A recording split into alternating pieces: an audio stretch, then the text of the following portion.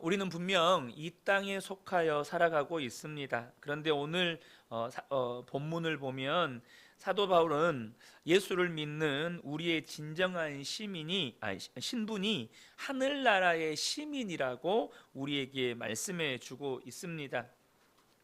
대한민국 국민이 대한민국 국민답게 살아야 하듯이 하늘나라 시민은 하늘나라 시민답게 살아야 합니다. 시리아 내전이 이제 끝났지만 시리아 내전으로 인해서 한참 홍역을 앓을 때 그 시리아를 섬기던 어느 한 선교사님이 잠시 요르단에 피해 계셨습니다. 잠시지만 요르단에 살아야 하니까 여러 가지 집기와 또 가구들을 구매해야 하지 않겠습니까? 시리아 내전이 끝나면 다시 사역지로 돌아가야 하니까 집기나 가구들을 구매하는 기준이 바뀌더라는 것입니다. 그 기준이 뭐였냐면 언제든지 시리아로 가야 되니까 언제든지 버리고 떠날 수 있는 것, 남주어도 아깝지 않은 것. 그러니까 이 가구를 구매하는 기준이 바뀌더라는 거예요. 그러면서 우리가 하늘나라 시민으로 산다는 것이 언제든지 주님 부르시면 우리가 돌아가야 할 곳으로 돌아가야 된다. 이 땅에 있는 거 다 놔두고 주님 부르시는 곳으로 우리는 가야 된다 라고 하는 것임을 깨닫게 되었다는 것이죠. 여러분은 이 세상을 살아갈 때 어떤 느낌 혹은 어떤 기분으로 살아가고 계십니까? 분명한 것은 하늘나라 시민은 이 땅의 시민들과는 다르게 살아야 한다는 것입니다. 사도 바울은 빌립보 교회 성도들을 위해서 울었다고 오늘 본문에 말하고 있습니다. 18절에 상반절 보면 내가 여러 번 너희에게 말하였거니와 이제도 눈물을 흘리며 말하노니 이렇게 말씀을 합니다. 사도 바울이 빌립보 교회 성도들을 향해서 이 말씀을 할 때도 눈물을 흘리면서 말을 한다는 거예요. 그런데 사실 빌립보 교회 성도들은 자신들 때문에 눈물을 흘린다는 사도 바울의 말이 잘 이해가 안 되는 말이었습니다. 왜냐하면 당시 이 빌립보에 산다는 것은 많은 사람들의 부러움의 대상이었기 때문입니다. 이 빌립보라고 하는 도시는 작은 로마라는 별명을 가진 도시입니다. 전략적 요충지이기도 했고 로마 직할 식민지로 이 빌립보 시민들에게는 로마 시민권이 주어졌습니다. 그리고 그 무엇보다도 이 빌립보 근방에 금광이 존재했기 때문에 이 도시 자체가 굉장히 부요하고 풍요로운 도시였습니다. 그런데 이 사도 바울이 빌립보 교회 성도들을 생각하면 눈물이 났다는 거예요. 왜 그랬을까요? 그들이 멸망의 길로 가고 있었기 때문입니다. 하나님은 우리를 구원하시기 위해서 십자가 복음을 주셨는데 그들은 십자가의 원수로 사는 거예요. 18절 하반절 보면 여러 사람들이 그리스도의 십자가의 원수로 행하느니라. 그렇게 부유하게 사는 풍요롭게 사는 빌립보 교회 성도들 가운데 여러 사람들이 십자가 복음의 십자가의 원수로 살면서 멸망의 길로 가고 있었더라는 거예요. 그들은 당시 말 그대로 돈이 많았기 때문에 너무나도 풍요로웠고, 여러분 풍요로운 사람, 돈 많은 사람들의 관심은 뭐죠? 말 그대로 얼마나 잘 먹고 잘 사느냐가 관심이에요.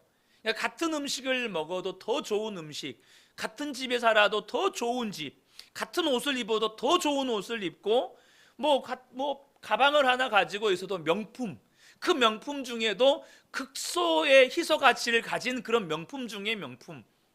이게 소위 말해서 풍요로운 사람들의 관심사죠. 그래서 사도 바울이 그들의 모습을 뭐라고 이야기하냐면 그들의 배가 신이라는 거예요. 이 배가 신이라는 거예요. 19절 상반절 보면 그들의 마침은 멸망이요. 지금 십자가의 원수로 행하면서 멸망의 길로 가고 있는 그들의 모습이 그들의 신은 배다 이렇게 표현을 하고 있어요. 그러니까 돈이 많으니까 더 좋은 것을 먹고 마시기를 원했고, 그러다 보니 오늘은 뭘 먹을까? 오늘은 뭘 마실까? 오늘은 뭘 먹어야 사람들에게 잘 먹었다고 좀 자랑을 좀 할까? 이러고 살았다는 거예요.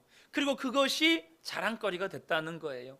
남들보다 더 비싼 천으로 만든 옷을 입고, 남들보다 더 좋은 마차를 타고, 남들보다 더 좋은 집에 살고, 이게 그들의 자랑거리였다는 것입니다. 사도 바울은 그렇게 땅의 일만 생각하고 부끄러운 일을 자랑거리로 삼고 있는 그들을 보면서 너무나도 안타까워서 눈물이 났다는 거예요.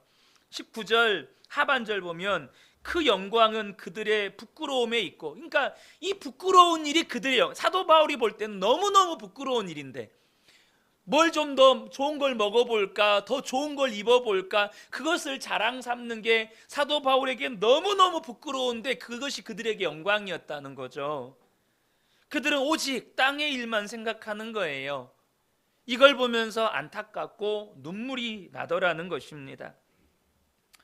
그런데 중요한 것은 예수를 믿고도 하늘나라가 있다는 것을 제대로 알지 못하면 우리도 그렇게 세상에 빠져가는 사람이 된다는 것입니다.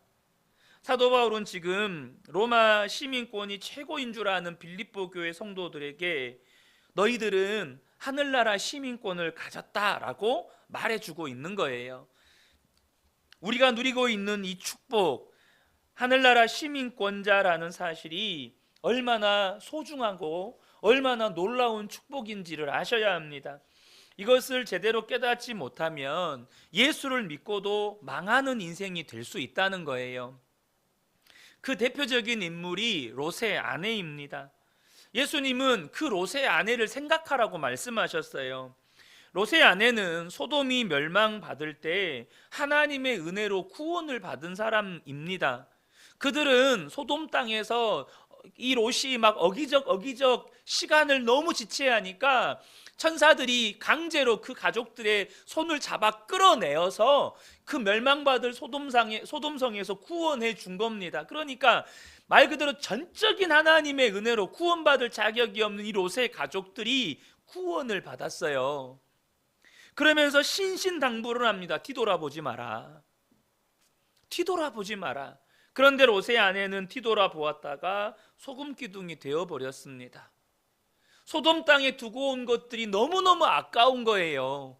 소돔 땅에 두고 온 재산, 소돔 땅에 두고 왔던 명품 옷, 명품 가방, 그곳에서 누렸던 문명의 혜택들, 문화적인 혜택들, 그게 너무너무 아까운 거예요. 분명히 구원받고도 온통 마음을 세상에 뺏기고 사니까 멸망길로 간 것입니다. 계시록 3장에 보면 라오디게아 교회에 대한 이야기가 나옵니다. 라오디게아 교회는 스스로를 향해서 뭐라고 했냐면 나는 부자라 부요하여 부족한 것이 없다라고 여겼던 교회였습니다. 제가 터키를 다녀왔을 때 이 라오디게아 교회의 터를 다녀왔는데 언젠가도 한번 말씀드렸던 것처럼 라오디게아 교회가 현대 교회라고 해도 굉장히 큰 교회더라고요. 그 모든 바닥들이 그 2000년 전에 다 타일이 깔려 있고 그 교회 안에 수세식 화장실이 있고 막 장난 아닌 거예요. 너무너무 잘 이렇게 갖춰져 있더라고요. 그러나 예수님은 그들을 보면서 뭐라고 말씀하셨냐면 곤고하고 가련하고 가난하고 눈멀고 벌거벗은 교회였다라고 말씀하셨습니다. 그렇게 부요했던 라오디게아 교회를 향해서 자기들은 부요해서 부족한 것이 없다라고 여겼던 그 라오디게아 교회를 향해서 공고하고 가련하고 가난하고 눈멀고 벌거벗었다는 거예요. 사랑하는 성도 여러분, 저와 여러분이 이제는 진짜를 분별할 줄 아는 믿음의 눈을 뜨고 사셔야 합니다. 여러분, 천국은 어떤 곳입니까? 그곳은 항상 주님과 함께 있는 곳입니다. 그런데 여러분, 이 땅을 살면서 주님을 원하지 않아요. 이 땅을 살면서 언제나 이 땅의 것을 원해요. 주님을 애타게 찾지도 않아요. 오로지 이 땅에서 성공하고 잘 먹고 잘 사는 것에만 관심이 있어요. 여러분, 그런 사람들을 우리 주님이 천국에 데리고 가야 할 이유가 무엇이 있습니까? 여러분, 천국은요, 이 땅에서부터 주님과 함께 사는 사람들이 천국에 가는 것입니다. 이 땅에서 주님께 전혀 관심이 없는 사람에게 예비된 곳이 아니라는 거예요. 이 땅에 살 때는 오로지 잘 먹고 잘 살고 남들보다 좀 더 성공하고 이것이 관심인 사람은요, 여러분 엄밀하게 말하면 구원받지 못한 사람입니다. 구원 못 받은 사람이에요. 하늘나라 시민인데도 하늘나라 시민답게 살지 않고, 그렇게 살고 싶지도 않고, 그렇게 갈망이 없는 것은 여러분 두려운 일입니다. 여러분 그런 분이 계시다면 구원을 의심해 봐야 합니다. 내가 정말로 구원 받은 것인가? 물론 우리가 믿음의 갈등을 할 수는 있죠. 우리가 어떤 세상의 유혹 앞에 갈등할 수 있습니다. 그러나 그런 갈등을 하는 것과 하나님 나라와 예수님께 아무런 관심이 없는 것은 전혀 별개의 문제입니다. 갈등할 수 있어요. 우린 사람이니까. 유혹받을 수도 있습니다. 넘어질 수도 있습니다. 그러나 하나님께 관심이 없는 것, 예수님께 관심이 없는 것, 천국에 관심이 없는 것, 그것은 별개의 문제라는 거예요. 내가 하늘나라 시민인지 아닌지 명확하게 하고 사셔야 합니다. 캐나다에서 사역하시는 안정규 선교사님이라는 분이 계시는데, 이분은 맹인 선교사님이십니다. 그런데 그럼에도 불구하고 그런 맹인이라고 하는 장애를 가지고 계시는데 아프리카에서 사역을 하고 계세요.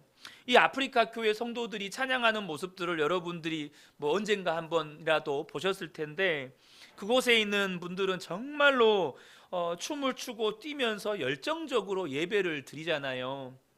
그들이 하나님께 드리는 고백들을 보면 완전한 복음입니다. 그런데 문제는 그렇게 뜨겁게 하나님을 찬양하는 성도들 중에는 강도와 살인자가 여러 명이 있다는 겁니다. 물론 우리가 인생 중에 뜻하지 않게 사람을 죽이게 되는 경우가 있을 수 있죠. 예를 들어 무슨 사고라든지 이런 경우 뜻하지 않게 사람을 죽게 만들 수도 있잖아요. 그러나 그곳에서 하나님을 그렇게 뜨겁게 찬양하는 사람들은 빈번하게 사람을 죽이는 사람들이라는 거예요. 빈번하게 강도짓을 하는 사람들이라는 것입니다. 그런데 그렇게 하고 와서 주님의 보혈을 찬송하고 회개하고 용서받았다고 하면서 다시 삶의 현장으로 돌아가면 또 사람을 죽인다는 거예요. 또 강도짓을 한다는 거예요. 그래서 이 선교사님이 어느 날은 도무지 안 되겠다 싶어서 그렇게 설교를 했다는 거예요. 이제는 주님의 보혈이 다 떨어졌습니다. 그렇게 설교를 했다는 거예요. 그러니까 그러면서 성도들에게 더 이상 보혈로 덮어달라, 씻어달라, 기도하지 말라고 이렇게 설교를 하셨다는 거예요. 그러니까 성도들이 깜짝 놀라서 보혈이 다 떨어졌습니까? 그러면 우리는 어떻게 해야 합니까? 이렇게 물었다는 거예요. 그러자 선교사님이 이제는 십자가의 못 박을 몸만 남았습니다. 그렇게 설교를 하셨다는 거예요. 이제는 십자가의 못 박을 몸만 남았다는 거예요. 여러분, 이게 남 이야기일까요? 죄의 정도는 다를 수 있어요. 한국 교회 성도들 중에 날마다 이렇게 주일 지나고 나가서 사람 죽이고 다시 교회 오시는 분들이 얼마나 있겠어요? 정도는 다를 수 있는데 이런 식으로 신앙생활을 하는 성도들이 많다는 것입니다. 주일에 오면 하나님 잘못했습니다, 용서해 주세요, 회개합니다.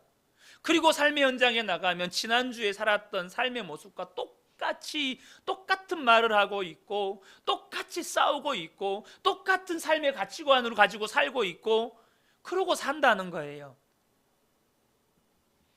여러분, 이렇게 사는 것은 하늘나라 시민으로 사는 게 아닙니다. 분명히 하늘나라 시민이면서 어떻게 그렇게 세상 사람처럼 살다가 하나님 앞에 갈 수 있겠습니까? 그러면 여러분, 저와 여러분이 하늘나라 시민인 것을 무엇을 보고 아는 것입니까? 그것은 내 안에 계신 예수님을 보고 아는 것입니다. 내 안에 진짜 예수님이 계시느냐는 거예요. 여러분, 이것을 분명히 하셔야 합니다. 고린도후서 13장 5절에 보면 너희는 믿음 안에 있는가 너희 자신을 시험하고 너희 자신을 확증하라. 우리의 믿음은 항상 시험하고 점검하셔야 합니다. 근데 그 믿음을 점검할 때 뭘 점검해야 되느냐? 예수 그리스도께서 너희 안에 계신 줄을 너희가 스스로 알지 못하느냐? 그렇지 않으면 너희는 버림받은 자니라. 내 안에 예수 그리스도가 계시다는 것을 스스로 알지 못하는 자는 버림받은 자라는 거예요. 내 안에 예수가 계시다, 내 안에 예수님이 계신다, 내 안에 왕이 계신다, 이것을 스스로 확인하고 스스로 점검하지 않으면 버림받은 자라는 거예요. 여러분, 예수님이 내 안에 계신 것이 우리 예수님이 다시 오실 때 우리를 영접하여 천국에 들이시는 자격입니다. 그 예수님이 오셔서 예수님을 모시고 사는 우리들을 부활의 몸으로 바꿔주시는 거예요. 20절 21절 보면 그러나 우리의 시민권은 하늘에 있는지라 거기로부터 구원하는 자 곧 주 예수 그리스도를 기다리노니 그는 만물을 자기에게 복종하게 하실 수 있는 자의 역사로 우리의 낮은 몸을 자기 영광의 몸의 형체와 같이 변하게 하시리라. 여러분, 저와 여러분이 이 땅에 예수님을 모시고 살 때 그 예수님께서 이 땅에 다시 오실 때 우리를 영접하여 들이시면서 우리를 예수님과 같이 영광스러운 몸으로 변화시켜 주신다는 거예요. 여러분, 우리가 구원받은 사람이라는 증거는 오직 내 안에 계신 예수님입니다. 여러분, 지금도 예수님은 우리와 함께 계십니다. 여러분 믿으시죠? 마태복음 18장 20절에 보면 두세 사람이 내 이름으로 모인 곳에는 나도 그들 중에 있느니라 라고 말씀하셨습니다. 여러분, 이 말씀이 단순히 예수 믿는 두세 사람이 함께 모여 예배드리면 예수님이 우리와 함께 계시는구나 그렇게 생각하고 예배드리라는 말씀이 아닙니다. 정말로 예수님을 마음에 모시고 그 예수님과 동행하며 사는 사람들, 예수님의 역사를 경험하며 사는 사람들이 모여서 예배를 드리게 되면 그들 가운데 예수님이 역사하시는 것이 보이고 경험하게 되어진다는 거예요. 이 밤에 우리로 예수님을 갈망하게 하여 이 자리에 모이게 하신 분, 우리로 찬양하게 하고 기도하게 하고 함께 말씀을 듣게 하시는 분은 예수님이십니다. 여러분, 우리 안에 일어나는 예수님을 향한 갈망을 절대 가벼이 여기시면 안 됩니다. 여러분, 하나님의 역사는 때로는 정말로 여러분 도시를 바꾸는 그런 강권적인 역사를 하실 때가 있어요. 예를 들면 여러분 니느웨 성을 하나님께서 한순간에 바꾸신 것처럼 그렇게 강권적으로 하나님께서 한 도시를 바꾸실 수도 있어요. 그러나 여러분, 대부분의 하나님의 역사, 대부분의 성령의 역사는요 그런 역사가 아닙니다. 대부분의 성령의 역사는 어떤 역사입니까? 바람이 부는 것 같은 역사입니다. 요한복음 3장 8절을 보면 바람이 임의로 불매 내가 그 소리는 들어도 어디서 와서 어디로 가는지 알지 못하나니 성령으로 난 사람도 그러하니라. 성령의 역사가 일 때 그 성령의 역사는 바람이 부는 것과 같다는 거예요. 바람은 눈에 보이지 않지만 바람이 불므로 인하여서 나뭇잎이 흔들리고 바람이 내 피부에 느껴집니다. 그러므로 인하여서 이것이 지금 바람이 불고 있구나라는 걸 알게 되는 것처럼 흔들리고 피부에 느껴지는 것이 별로 우리의 삶 가운데 특별한 일이 아니에요. 그렇지 않나요? 여러분, 나뭇잎이 흔들리고 내 피부에 바람이 느껴지는 게 뭐 얼마나 특별한 일이에요. 우리 안에 말씀을 읽고 싶고 기도하고 싶고 예배하고 싶고 하나님을 더 사랑하고 싶고 이것이 뭐 얼마나 대단한 일처럼 보입니까? 어쩌면 우리는 죽은 자가 살아나고 정말 불치병들이 고침을 받고 말 그대로 엘리야 선지자에 의해서 하늘에서 불이 내린 것처럼 그런 강권적인 역사가 놀라운 하나님의 역사처럼 느껴지잖아요. 그런데 대부분의 성령의 역사는 정말로 우리가 사소하게 보이는 것 같지만 그 하나님을 향하여서 일어나는 모든 소원과 하나님을 향하여서 일어나는 모든 믿음의 반응은 성령의 역사라는 거예요. 우리가 주의 이름으로 모일 때 우리 안에 그 예수님이 함께 하심의 역사를 반드시 경험하게 된다는 거예요. 주님을 향한 마음의 소원이 일어나고 예배하고 싶고 기도하고 싶고 말씀에 순종하고 싶고 우리 가정이 정말로 하나님 나라가 되기를 원하고 내가 살아가는 삶의 현장에서 하나님의 나라를 경험하기를 원하고 이와 같은 주님의 역사가 일어난다는 것입니다. 그러면 우리가 항상 해야 될 일은 예수님 그분을 주목하는 것입니다. 그 예수님이 우리와 함께 하시기 때문에 우리가 하늘나라 시민인 거예요. 무엇보다 하늘나라 시민은 증인입니다. 세상 사람들은 정말로 천국이 있느냐, 하나님이 정말 계시느냐 이런 궁금해합니다. 여러분, 복음을 전하는 현장에서 보면 정말로 천국을 궁금해하고 하나님을 궁금해합니다. 우리가 그들에게 증인으로 드러나야 한다는 거예요. 그런데 그 증인으로 드러나야 함에 대해서 오늘 본문의 사도 바울은 이렇게 이야기를 했습니다. 17절에 보면 형제들아 너희는 함께 나를 본받으라. 그리고 너희가 우리를 본받은 것처럼 그와 같이 행하는 자들을 눈여겨보라. 그러니까 사도 바울은 자신이 증인된 삶을 사는 것에 대해서 나를 본받으라 라고 이야기를 합니다. 내 삶을 보라는 거예요. 예수님을 보고 싶으면 내 삶을 보라는 거예요. 엄청 교만한 말처럼 보입니다. 그러나 사도 바울이 교만한 사람이 아니잖아요. 그는 복음을 정확하게 알고 정확하게 이해한 사람입니다. 여러분, 복음이 무엇입니까? 나는 죽고 예수로 사는 것입니다. 나의 옛사람은 예수님과 함께 십자가에 죽었고 이제는 예수님이 내 안에 생명이 되시고 왕이 되시고 주님이 되셔서 오직 예수로 사는 것이 여러분 십자가 복음이에요.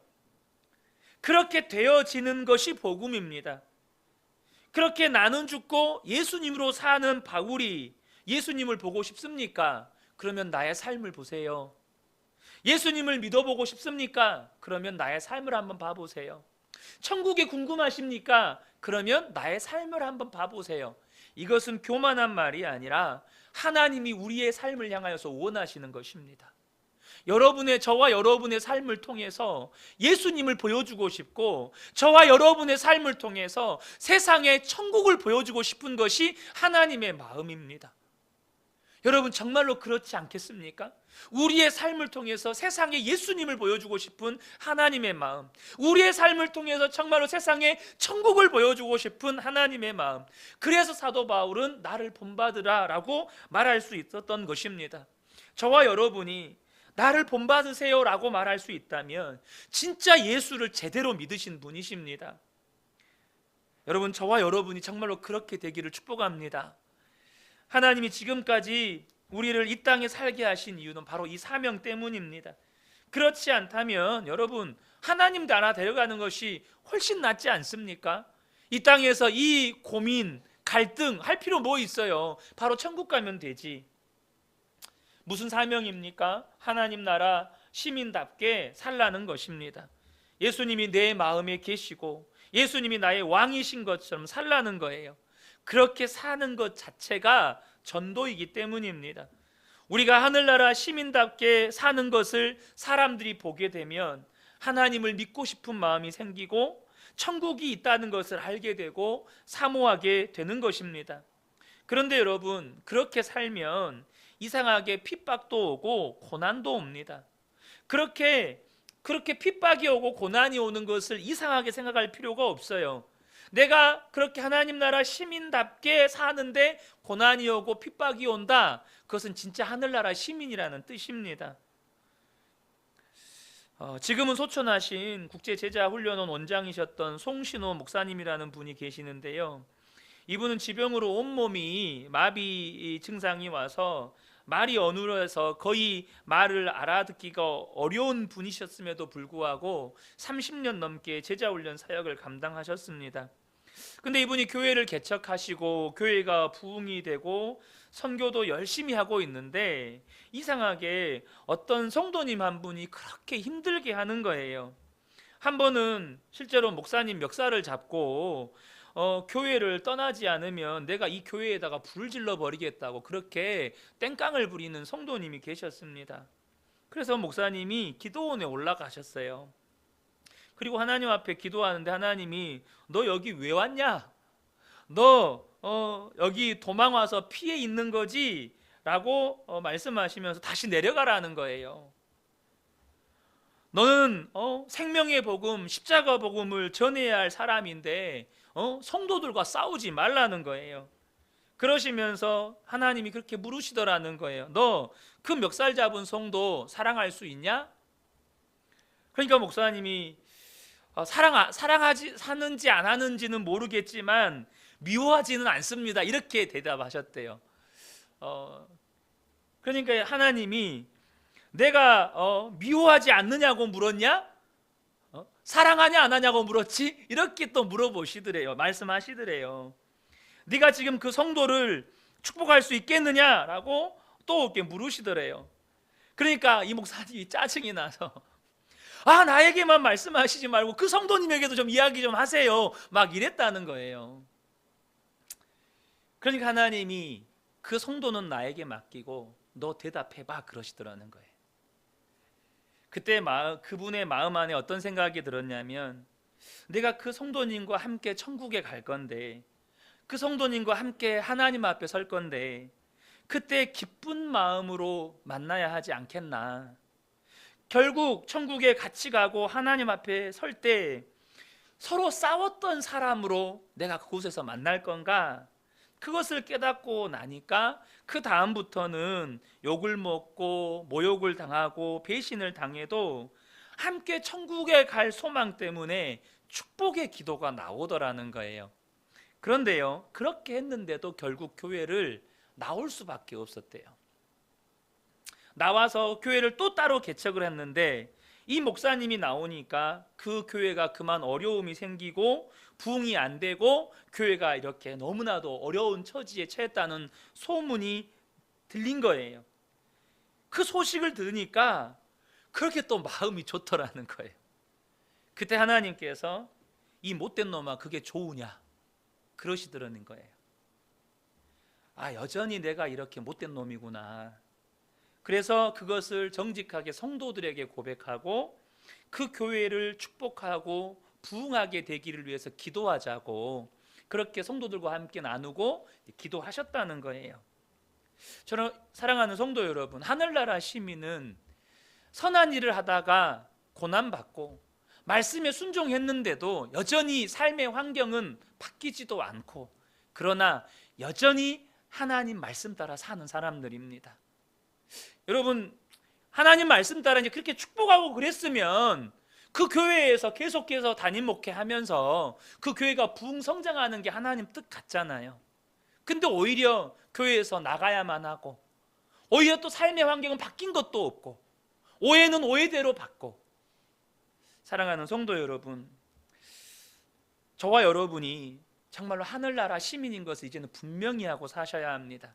내 안에 예수님이 계시고 그 예수님 바라보고 살면, 예수님이 내 주님이 되시면 여러분, 저와 여러분의 삶에 문제될 것이 없게 되는 것입니다. 우리가 이 땅에 사는 그대로 천국에 가서 살게 되는 것이에요. 지금 있는 그 가정 형편 그대로, 내 직장 그대로. 여러분, 문제는요, 가정이 바뀌지 않는 게 문제가 아니고 직장이 바뀌지 않는 게 문제가 아니라 내가 죽지 않은 것이 문제입니다. 죽지 않은 나 때문에, 내 안에 죽지 않은 자아 때문에 주님의 역사를 경험하지도 못하고 내 삶에 주님의 역사가 나타나지 않는 것입니다. 여러분, 꼭 기억하셔야 합니다. 내 안에 오신 예수님이 우리의 삶의 모든 문제의 답입니다. 우리가 천국 시민으로 살아갈 수 있는 유일한 비결입니다. 내 안에 오신 예수님, 나는 죽고 예수로 살면 우리는 다 하늘나라 시민답게 또 증인으로 살게 되는 것입니다. 저는 우리 근혜교회 모든 성도님들이 가정에서도 일터에서도 하나님 나라 시민답게 그리고 증인으로 살아가시기를 예수님의 이름으로 축복합니다. 아멘. 자, 이 시간 순서대로 나오셔서 삶의 은혜들, 예수님과 동행한 삶의 은혜들 나눠주시겠습니다. 우리 정숙현 집사님 앞으로 나와주십시오.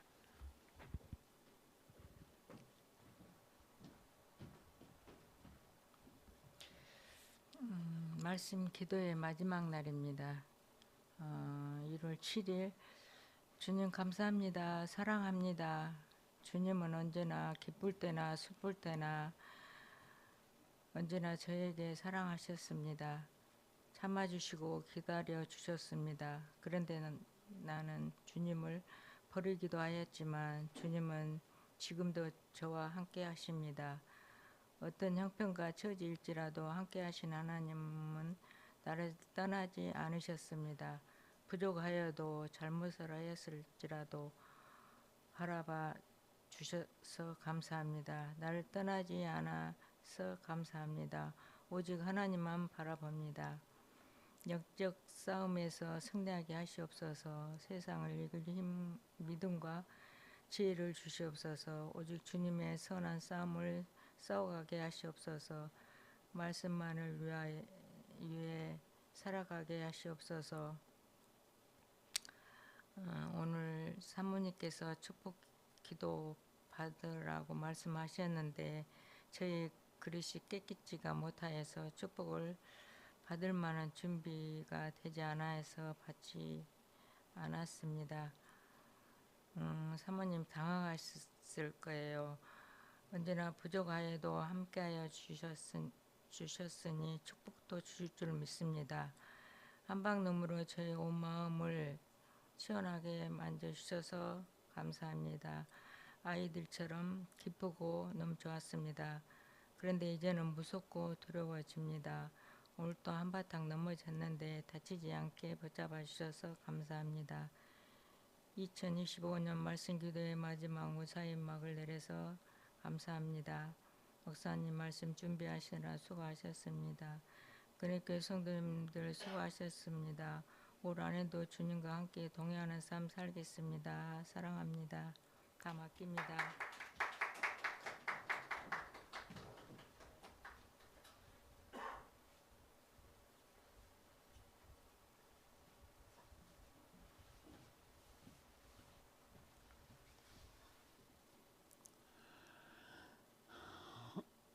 (2025년 1월 6일) 일기입니다.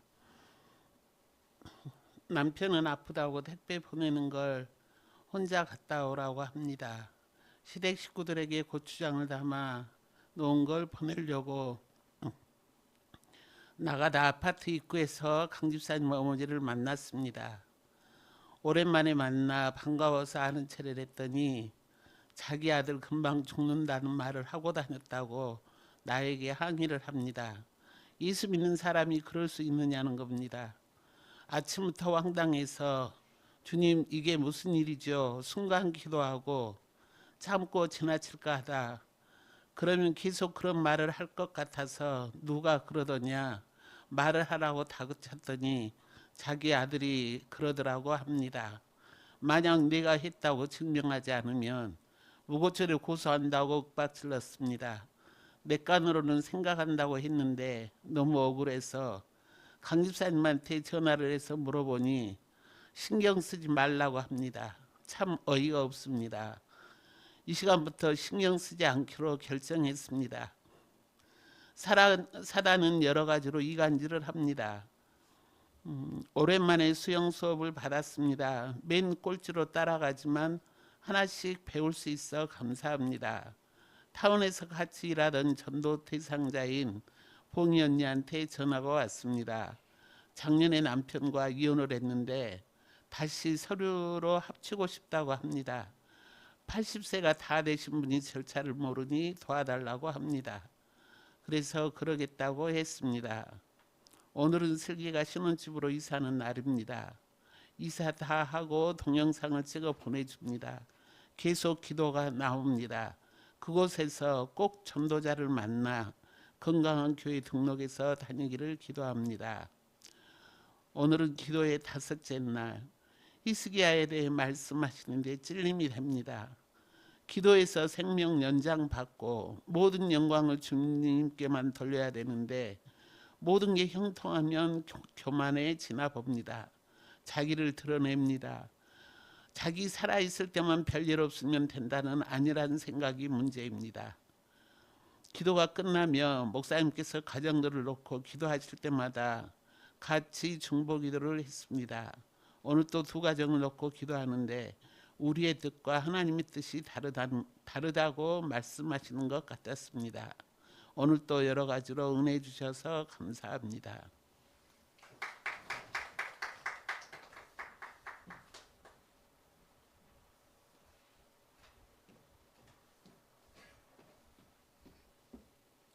2025년 1월 7일 제목 2025년 말씀 기도의 마지막 날 새벽 시간 다윗처럼 어떤 상황과 환경에서도 흔들리지 않고 주님 말씀에 담대하게 순종하고 재판관 대신 하나님께 온전히 잘 맡기길 구했습니다. 아비가일처럼 주의 시선으로 분별하고 행하는 지혜를 구했습니다. 사울처럼 잘 못 보고 잘 못 듣고 사랑하고 충성스러운 하나님의 사람들을 죽이는 내 죄는 즉시 깨달아 철저히 회개하길 구했습니다. 눈이 오는 추운 겨울 새벽의 자리를 지키는 은혜의 주심 함께하는 귀한 분들 계심에 감사합니다. 우리를 축복해 주세요. 손에 난 작은 상처 하나를 무시하고 내 편한 대로 관리를 안 했더니 염증이 생기고 항생제와 다른 약까지 오래 먹게 됩니다. 작은 상처가 염증이 되고 약을 먹고 오래 끌고 나서야 어떻게 관리해야 되는지를 배웠습니다. 하물며 육신의 작은 상처도 이러한데 마음의 큰 상처를 방치했을 때는 얼마나 시간이 걸리는지 내 편한 대로 하다가 염증이 생겨 오래 가는 일이 없도록 속히 깨달아 잘 관리하여 세월을 아껴야겠다는 마음이 듭니다. 오후에 동역자와 오랜만에 전화로 나눔을 하게 되었습니다. 동역자와 남편의 갈등 관계를 들으며 최근에 내 실체를 하은이와 남편을 통해 보게 하셨던 내 부끄러운 연약함만 나누게 되었습니다. 그런데 동역자가 연약함만 나누는데도 은혜가 된다고 합니다. 감사하게도 동역자가 편견이나 판단 없이 잘 들어주었고 내 약한 가운데 강함 되시는 하나님의 일하심이라 생각합니다. 주님께 감사와 영광을 돌립니다. 말씀 기도의 마지막 날 하나님께서 나와 함께하고 싶으셔서 가나안 땅으로 인도하고 계신다고 하시는 것 같았습니다. 이제는 제가 하나님께서 함께하실 수 있는 거룩한 딸로 빚어주실 때 넉넉히 잘 감당하고 싶습니다. 하나님이 함께하심이 최고의 전략이고 능력이고 모든 것입니다. 온전히 맡기는 믿음 인품으로 빚으실 내 하나님을 바라봅니다. 나뿐 아니라 가정과 그 은혜교회 모두도 우리의 인생이 가나안 정복전쟁인 영적전쟁에서 이미 승리하신 하나님의 방법과 하나님의 능력을 하나하나 묻고 듣고 순종하길 함께 기도했습니다. 하원이 하교 저의 자녀들도 말씀에 순종함으로 날마다 끝까지 주신 자리에서 구별된 삶을 살아 거룩하길 간절히 구했습니다.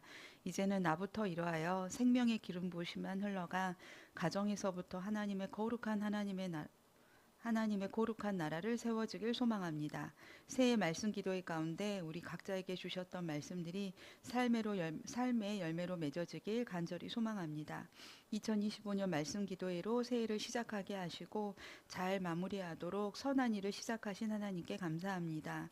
이제는 가장 최고의 선하신 주의 뜻까지 이루실 우리 주님께 감사와 영광을 올려드립니다. 함께하는 귀한 분들 계심에 또 귀한 마음과 섬김에 감사합니다.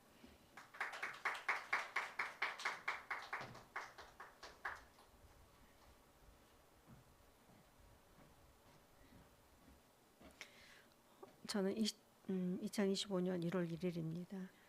2025년 방향은 더욱 거룩해지고 성숙해지도록 말씀과 기도로 훈련되어지기를 송구 영신 예배를 통해 말씀하셨습니다. 그러기에 하나님께 소망을 두라고 하십니다. 내 소망은 무엇이었을까? 돌이켜볼 때 자녀가 내 소망일 때가 많았습니다. 요즘 큰딸과의 갈등을 통해 우리 가정은 큰 태풍 속을 지나고 있습니다. 그 후유증 때문인지 남편과 딸은 심한 감기로 인해 몸과 마음도 다 아픈 상태입니다. 딸에 대한 기대, 의지하는 마음, 하나님보다 더 사랑하는 것들, 자신의 교만에 대해 우리 모두 깊이 돌아보는 시간입니다. 남편은 가장의 책임감으로서 힘듦에 대해 이야기 나눴습니다. 가정의 결정권자로서 어떻게 결정해야 되는가 따라 결과가 달라지는 것. 일들을 생각하며 그 무거움을 느낀다는 남편에게 믿음과 하나님의 마음을 부어주시기를 기도합니다. 오늘 말씀 기도의 첫날 여호수아서 말씀을 통해 가나안 땅에 들어가기 위해서 눈에 보이는 모세를 의지하는 이스라엘에게 친정 믿어야 하는 대상이 누구인가 보여주며 나에게도 도전을 줍니다. 주님, 눈에 보이는 사람이나 상황과 환경과 의지하는 모든 인간적인 것들의 불신앙을 회개합니다. 하나님이 나의 왕이심을 인정하며 오직 하나님만 의지하는 믿음 갖기를 기도합니다. 새해 첫날 아침 일찍 두 딸과 함께 한지리에 가서 떡국을 먹고 남편과 함께 시간을 보낼 수 있어서 감사합니다. 하은이의 객관적이면서도 사람의 마음을 읽어주는 권면의 말들이 우리 가족의 상황을 정리하는 데 도움이 되고 있습니다. 어린 막내가 이제는 가정의 중요한 문제에 큰 역할을 하고 분위기 메이커로 사람의 마음을 헤아리는 사람으로 성장해서 감사합니다.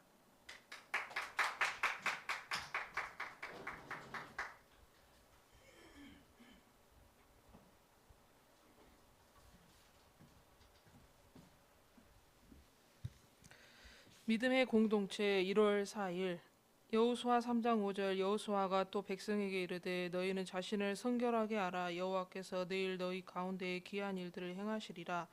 하나님은 깨끗한 그릇 마음이 성결하고 거룩한 사람을 쓰신다. 보고 듣는 것에 조심하여 마음을 지키자. 여호수아 3장 6절 여호수아가 또 제사장들에게 말하여 이르되 언약궤를 메고 백성의 앞에 건너라 하매 곧 언약궤를 메고 백성의 앞에 나아가니라. 지도자가 믿음의 본을 보여야 한다. 가정에서도 부모가 믿음의 본을 보여야 자식들이 산다. 언약궤를 메고 요단강을 건넌다는 것은 하나님을 믿어 순종으로 나가는 것이다. 하나님께서 불순물이 많이 낀 나를 단련하여 정금같이 만드시려 하시는데 때론 제자리 걸음인 상황과 나의 모습에 좌절감이 몰려온다. 믿음의 공동체에서 한 사람 한 사람의 믿음이 얼마나 중요한가. 머리 대신 예수님을 모신 한 지체된 우리 교회 공동체 아닌가. 더욱이 우리 교회처럼 작은 교회는 한 사람의 믿음의 역할이 큰데 각자가 믿음을 잘 지켜 반드시 영적 전쟁에서 승리해야겠다. 내일 박주장 원사님이 드디어 퇴원하여 오신다. 기도의 용서의 컴백이 절실한 우리 교회다. 정말 으쌰으쌰하는 믿음의 용사들 다 되어 마지막 때에 믿음으로 살아가자. 주님의 증인들로 살아가자. 하나님, 오늘도 하나님이 주신 감당할 시험 앞에 마음이 흐물거렸습니다. 하지만 불평 원망 안 하려고 애를 썼습니다. 그리고 하나님께 맡기라고 말씀하시니 내 짐을 토해냈습니다. 주여 나를 불쌍히 여기셔서 환경도 나도 이기게 하소서. 예수님의 이름으로 기도합니다. 아멘.